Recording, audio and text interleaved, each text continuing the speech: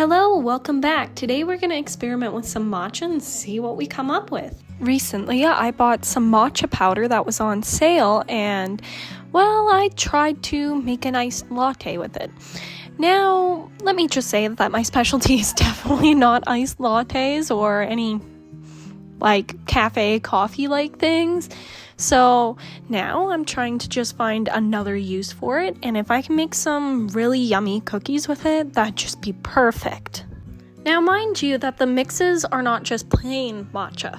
I got the matcha vanilla and matcha banana because I was feeling fancy. Wanted to try to make some sort of tropical cold drink with it. However, I think today we're going to use the vanilla one, and another day we will try some matcha banana muffins, because that sounds cool. And I guess that in itself will be its own experiment if I ever try that one again.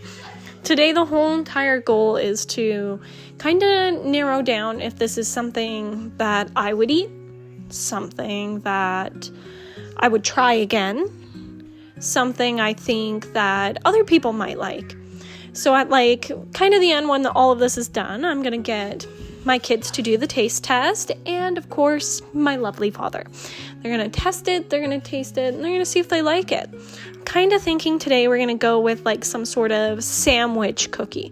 So I'm going to make this batter first, and then I think I'm going to do a cream cheese filling for between the cookies. I think that would be fantastic, although I'm not certain.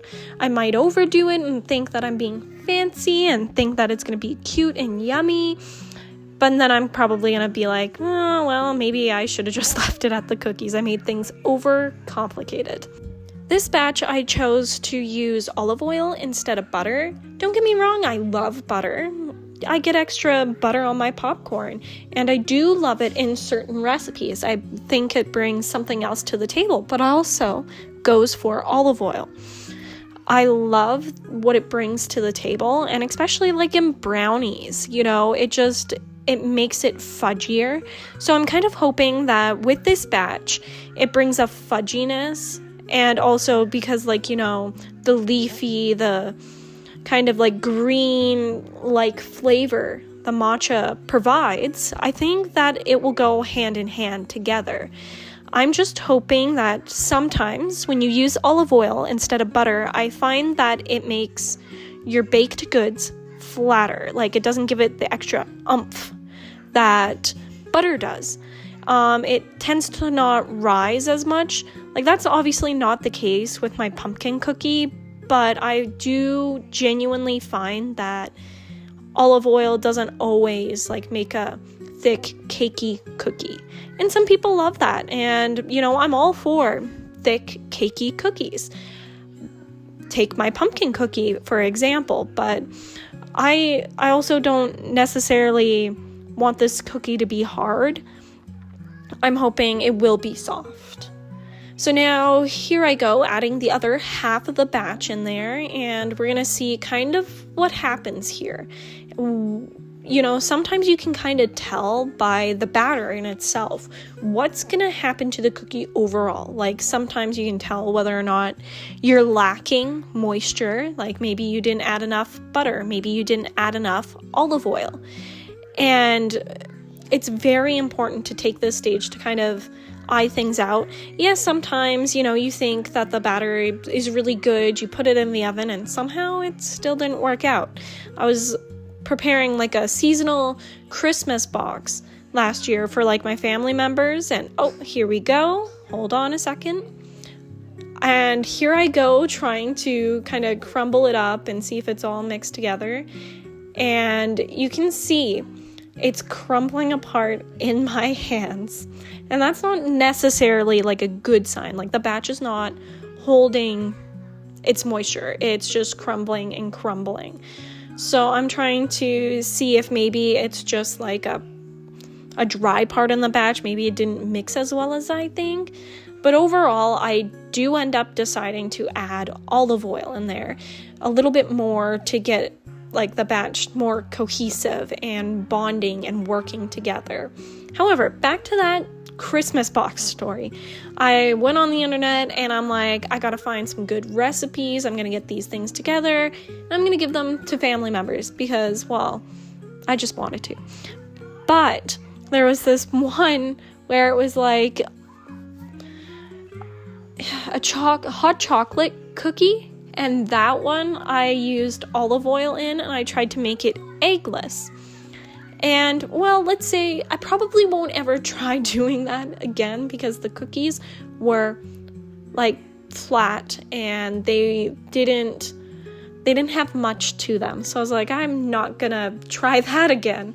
So that was an experiment gone wrong. And I hope today that this experiment doesn't go too wayward, doesn't go terribly, because I'm hoping there'll be a yummy dessert at the end of the day. Here I go, starting on the icing. And so with like making an icing, you kind of just want to make sure that your stuff is room temperature. I have made the mistake in the past where I've become impatient and I'll just throw the butter in and I'm like, okay, it'll work out. No. Even if you do, make it with cold ingredients, it doesn't mean it's totally broken. You just have to put it on some sort of heat very lightly, like you don't want it to melt entirely. But you do want to make sure that the clumps become heated and then you can re-whip again. I had that happen around Christmas time when I was baking my sister a birthday cake. Her birthday's on Christmas and I was baking her a birthday cake and I was going for buttercream frosting. And well, I was impatient. I was rushing to get ready. I had places I wanted to go and things I needed to do. So I just threw the butter in there and I'm like, yay, there we go. There's the measurement of butter. It'll work. No, my dad had to help me and he basically made his own double boiler with like pots and pans. And then he heated it up and then I was able to re-whip it and finish her cake just in time for her to get a cake for her birthday. Now we're gonna whip this up and fingers crossed that this will taste yummy and be what I imagined in my mind.